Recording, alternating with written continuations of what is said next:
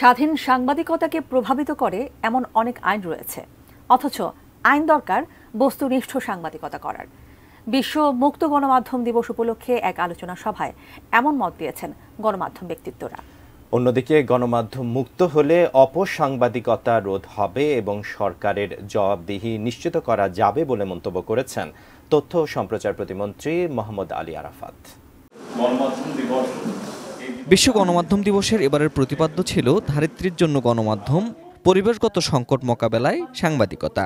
এ উপলক্ষে বৈশ্বিক প্রেক্ষাপট এবং বাংলাদেশের গণমাধ্যম নিয়ে আলোচনা সভার আয়োজন করে সম্পাদক পরিষদ ও জাতীয় প্রেস ক্লাব। সম্পাদক পরিষদের আলোচনা সভায় পরিবেশ রক্ষায় গণমাধ্যমের লড়াইয়ের কথা তুলে ধরেন সম্পাদকরা।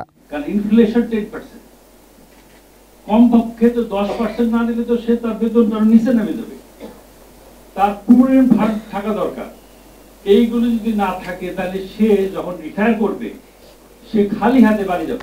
যে সমস্ত ঢাকার চারপাশে জমি দখলকারী রিয়েল এস্টেট ব্যবসায়ী, তারা প্রত্যেকে টেলিভিশন আছে, পত্রিকা আছে। এই মিডিয়াকে যদি তার আজকে এই পরিবেশ দিবসের ফোকাস নিয়ে কাজ করতে হয়, তার প্রধান প্রতিবন্ধকতা তার মালিকানা।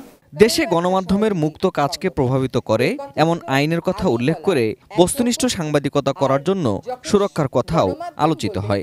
আমাদের দেশের সাংবাদিকরা এমনকি পরিবেশ নিয়ে রিপোর্ট করেও ডিজিটাল সিকিউরিটি অ্যাক্টের মামলা খেয়েছে। সেখানে আমার এখন অন্যতম কাজ হয়েছে পরিবেশ মামলার পাশাপাশি সাংবাদিকদেরকে লিগ্যাল অ্যাসিস্ট্যান্স দিয়ে যাওয়া। এটা মানে অন্যান্য ভিকটিমদেরকেও দিতে হয়, সাংবাদিকদেরকেও দিতে হয়েছে। অনেক আইন আছে, সবগুলোই হচ্ছে অপ্রেসিভ, কোনটা করতে পারবে না, সহায়ক কোনো আইন নাই।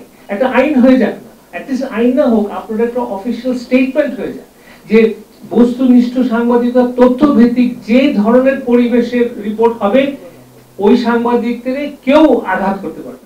অনুষ্ঠানে তথ্য ও সম্প্রচার প্রতিমন্ত্রী বলেন, গণমাধ্যমের সুরক্ষা দেয়া সরকারের অঙ্গীকার। অপসাংবাদিকতা রোধ করতেই গণমাধ্যমের স্বাধীনতা দরকার।